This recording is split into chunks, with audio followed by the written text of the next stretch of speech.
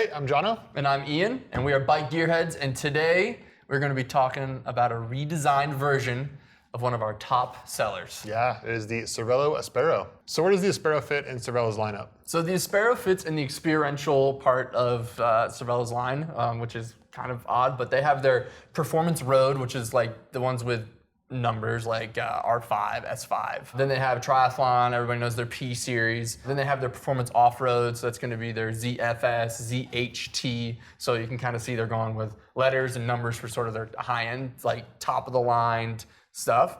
But then they get to the bikes with names like Soloist, Revita, Áspero. So this is an experiential bike in their lineup, and they focus on serviceability and high performance, but it's not the all-in-all out race bike technically, but the Áspero is a little odd because they did design that as a race gravel bike in the industry as a whole, but they do have another one called the Áspero 5, and that one is kind of like their top of the line race gravel one, but this is still a super sporty gravel bike compared to others that we have in the market. It was originally launched in 2019, so it's been a while since we've seen any updates, so I'm glad to see we have a new one here. And we can kind of dive into the numbers, see what they've changed, see what upgrades they made. So the stuff that carries over is the flip chip in the front, adjusts the trail on the bike. Yeah, mainly that was designed for 650B and 700, really to make the bike ride like it should for those two different wheel sizes. So that's a carryover. Yeah, if you want to put it in the forward position, that's going to give you shorter trail, faster handling. That's optimized for 700C. Okay. And then if you want to put it in the rearward position, that is going to give you an increased trail, so a longer trail, makes it more stable, and that is optimized for 650. So this bike is compatible with both sizes. You can do the 700 or the 650. Yep, and we'll dive into those clearances here in a minute. Yep, so the other thing is it's a regular round 27.2 seat post. Yep, love to see that. I mean, we saw it with the first one, but it's great that carries over. I think you can choose your seat post that you want to run. A lot of people like to do that. So. Yeah, including a dropper post if you want to. Exactly. Also, the bento box is on the top, so this one does not have the in-frame storage like we've been seeing in some of the bikes recently, but it does have the place for the bento box. Yep, and the down tube protector is a carryover. Keeps your frame protected from rocks flying up, hitting the down tube there. Yep, absolutely. And then also a place for 3 water bottle cages. The down tube one, where that one's stored, the 3rd water bottle cage, sometimes I don't run water there because you have all the stuff kicking up from the road. I mean, if you need the space for it, it's nice to have it. But sometimes I'll run one of those like kegs or just like something else where I can store stuff as well. So ample storage without putting a lot of bags and stuff on your bike for sure. All right, so what has changed with this new model? One of the big changes on this model, when we were talking to Cervélo in the sales meeting and stuff, I like how the Áspero is a race bike, but they talked about longer chainstays. And to me, when I hear longer chainstays, I just think of more stable, less twitchy, less handling, less fun. Nothing with stability on gravel. No, definitely not. But that's kind of like what I hear, but we'll get into some of your impressions later, but that's not really what seemed to happen. With the longer chainstays, it just seems like it made the bike better riding. Absolutely. Yeah, it increased the tire clearance for more mud clearance. Yeah, that's a big change. I mean, if you look at the previous generation, if you had like a 42 or anything bigger, like your tire is so close to that seat tube and rocks get stuck in there and damage your frame. So it's nice to have the extra clearance. Yeah, and also gave you some more stability, and also what they're saying is more compliance, a little more comfortable as well. Nice. So a lot of great things came out of 5 millimeters longer and not really too many cons. So the chainstay length for all sizes is going to be 425 millimeters. So with longer chainstay, you have increased room for tires. They designed the bike around a 700 by 42, which with ISO standard, I think they require 4 millimeters at least clearance, but this bike has 7.4 millimeters. But it also clears up to a 45 millimeter tire. And on dry race, you could probably go a little bit bigger if you wanted. At your own risk. Yeah, this is not something that Cervélo has recommended, but we know a lot of people try to put some tires in there that might be a little too big for their frame, and sometimes they get away with it. But then you can also run 650, and what's the size of the tire on that? Yeah, so with that one, a 48 millimeter is going to be your max, which is pretty large. We see kind of fewer and fewer people running 650B, but I think a lot of people that do love 650, it's great to have that option for this bike. This makes this one a little more versatile. If you wanted to put some bags on and stuff, go bike packing, put the 650. This could definitely do that. Or just really chunky gravel races, I would go 650. Yeah. Speaking of maxes, let's talk about the max chainring size, because this is something that you and I have run into where, I mean, Cervélo's not speccing any bikes this way, but let's say we're running like a gearing mullet setup where we have like the 10 by 50 on the back. We're doing Eagle or even 10 by 52 on the back. But then on that front chainring, it kind of gets sort of weird where it's like, man, I want a bigger chainring because I need to accommodate for that 50 or 52 tooth. This frame allows for you to run some bigger chainring sizes. Yeah, that's a big difference versus the previous generation where you were limited. With dub wide, you can kind of do some things there, but it was never spec to have dub wide. So with this bike, up to a 46. With the 46, you have 2.7 millimeters of clearance to that chainstay. Yeah, which is a lot. And you can actually go a little bit bigger if you don't mind, risking it a little bit. You can go up to a 48 with the standard SRAM crankshaft. Yeah, and with that, you have 1.8 millimeters of clearance between the chainring and your chainstay. And I mean, to be completely honest, the only way that you'd run into an issue there is like if a rock or something were to happen to get in that particular spot and it scraped against your frame. But that could even happen with 2.7 millimeters of clearance as well. If you have that bad luck, you're gonna have that bad luck. Yeah, exactly. Yeah. So I mean, in my opinion, running up to a 48 tooth, it's totally fine. Then, if you want to go wide, one bike, you can go up to a 52, which is massive. So that's like, if Wout decides to do a gravel race, that's what he's gonna be picking. But for us normal people, no one's ever gonna run that. But it's nice to have the ability. Speaking of the mullets, I mean, we were talking about the gearing and that's the chainring you'd use with the mullet setup or even Explorer. But now it's UDH compatible, which is a huge upgrade. I see a lot of gravel bikes going that direction, and it just gives you the ability to run the new SRAM transmission. So I think we'll see more and more people doing that as kind of everyone adapts to the new standard. Yeah, definitely. And I mean, the other thing is if you mess up your derailleur hanger in travel or trains or something like that, every bike shop's got UDH these days too. Yeah, so covers both sides. The other thing is the way the cables are routed through the front. You got the little clippy clip. I know you're talking about that. Yeah, it keeps the cables nice and tucked under the stem there. Yep. Another thing with Cervélo being an engineering first company, everything they seem to name is in numbers and letters and all kinds of stuff. So they call it the ST36 semi-integrated cable routing. Yeah. And you can run other types of cable routing as well. You can. And if you want to swap the top cap, you can run what the R5 runs, and you can have it fully internal if you want. Me personally, I like the setup here. I like for travel, just the ability to take the bars off. I have a big bike, so it's hard to put my bike in a bag without taking the bars off, so I kind of have to have this setup. Yeah, it's a good setup. And Cervélo sent us this big chart and everything with like all the stuff that's compatible on this. So reach out to a Gearhead if you want to get one of these bikes, you want to get it fully integrated, you want to run like aftermarket stuff, you can do that as well. Just reach out to our Gearheads and they can help you out because it's kind of tough to follow or tough to figure out yourself. Yeah, lots to take in there. But basically it's kind of, they took the best of a lot of their bikes and crammed it into one. So like the Soloist, they launched that headset routing with the Soloist. We haven't had any issues with that setup. It's been great. I think it looks super clean versus the previous generation where the cables went into the down tube. It just looked kind of messy, but this one's looking real nice. All right, let's go to the bottom bracket. Oh yeah, people are gonna like this. So a lot of complaints on a lot of Cervélos. Everyone's always like, oh, it's press fit bottom bracket. And the BB Wright. Yeah. BB Wright press fit, people hated that. I never had an issue with it. I don't know where the hate comes from. It's still around. It's still around, it works. But on a bike like this, you're riding in dirt, gravel, going through stream crossings, like you want it to be really durable.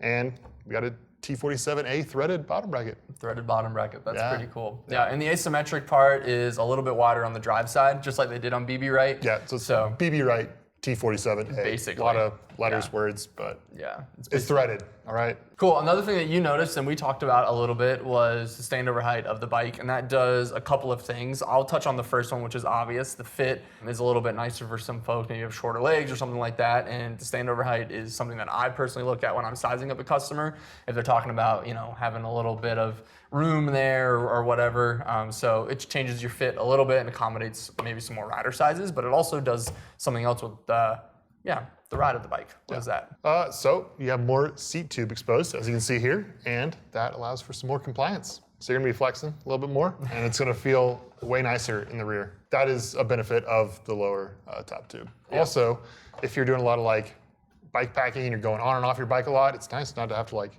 throw your leg up as high over the top tube. Yeah, definitely. And then I guess one other thing I do want to touch on with standover is the sloping top tube definitely gives you some more standover height, but the stack and reach is the same exact as the original Áspero. Yeah, so this bike fits exactly the same. Yeah. So what is the Geo on a size 58? All right, so the 58 behind me, the head tube angle is a 72 degrees, seat tube angle is 73 degrees, and the reach 406 millimeters, and the stack 605 millimeters. So same as previous.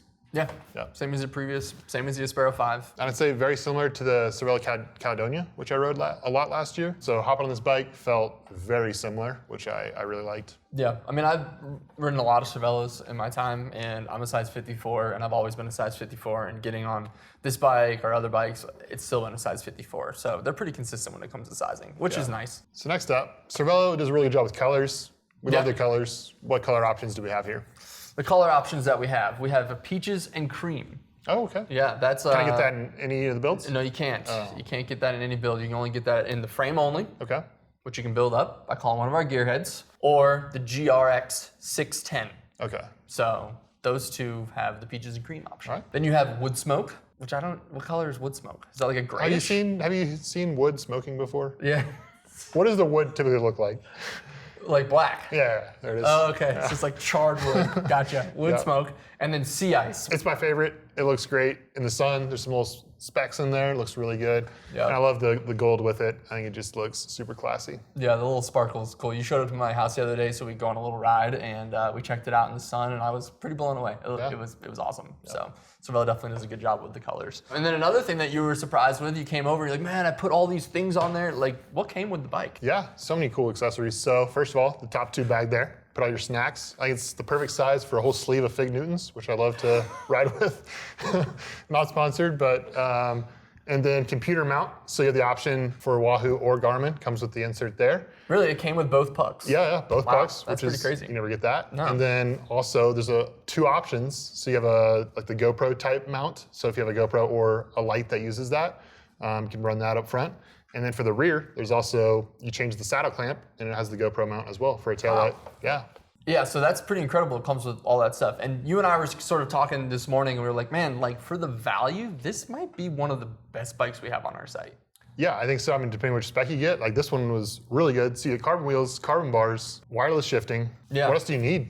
Yeah, no, I agree. It's incredible. yeah. I looked at the pricing as well, and I was pretty blown away. I mean, we won't mention any names, but comparing it to even frame sets or complete bikes from other brands, like this one for just the performance of the bike, the accessories that come with it, all that stuff, the build is an incredible value. Oh, yeah. And if you wanted to get a second set of like wheels for doing road, boom. Yeah, you got an awesome bike. Yeah, and those reserve wheels, fantastic. The 40-44, like that is ideal for gravel or road. Let's get into the ride characteristics. How about you tell us, I mean, we haven't had the bike for all that long. It's not out yet, obviously, but you did get on some rides this weekend. How far did you go?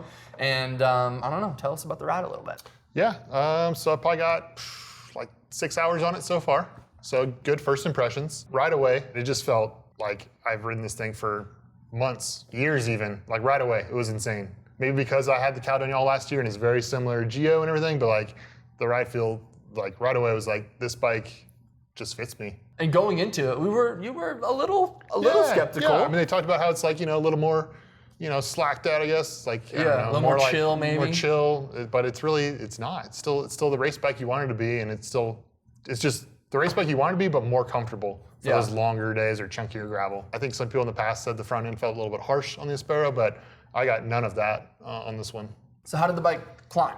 Climbed really well. So that was one of the biggest things that I can take away from this bike is a great climbing bike. A lot of times you have a stiff frame in order to make that happen, but this one is stiff where you want to be in the bottom bracket area and like the chainstay, but still super compliant when you're bouncing up and down on gravel. So you have the best of both worlds really. When you're getting out of the saddle, putting some power down on gravel or on road, you just feel like it's going directly to the ground, which you don't often get with a lot of gravel bikes that are going for more compliance and comfort.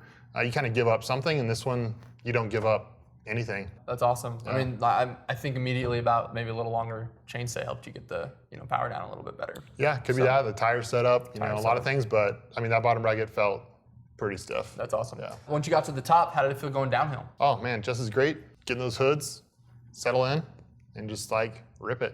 I didn't have any issues with it feeling slow or sluggish in the turns. Like it turned when I wanted it to, and it was great. That's awesome. Yeah. Compared to some of the other bikes that you've ridden, I think we can talk about some names. I mean, you've been on the Haka MX. I know we've rode that bike, you and I, a lot. I know that you're on a Crux.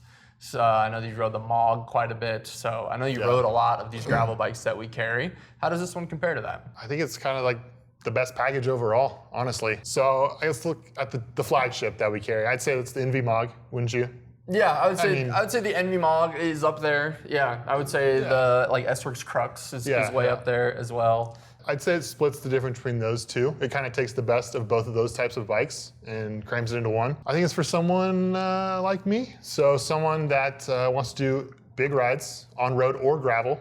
I think this makes a great road bike if you put the right tires on and if you have the right gearing. So if you're a person that wants to have like one bike to do road and gravel, I think this would be a great option. But if you are dedicated just to doing gravel, I think this is also for you as well, but you'll just want to spec it accordingly. Right. But I think it can kind of hit both of those people, gravel rider or the person who wants a road and gravel bike all in one. Like we're talking about riding on a road. We're not necessarily talking about racing on the road. This bike isn't made for that, but it's definitely it's not a road race bike, right? But for most people, they're doing fondos, things like that. Like it's gonna be totally fine doing it. You're gonna be able to hang with the group, no issues.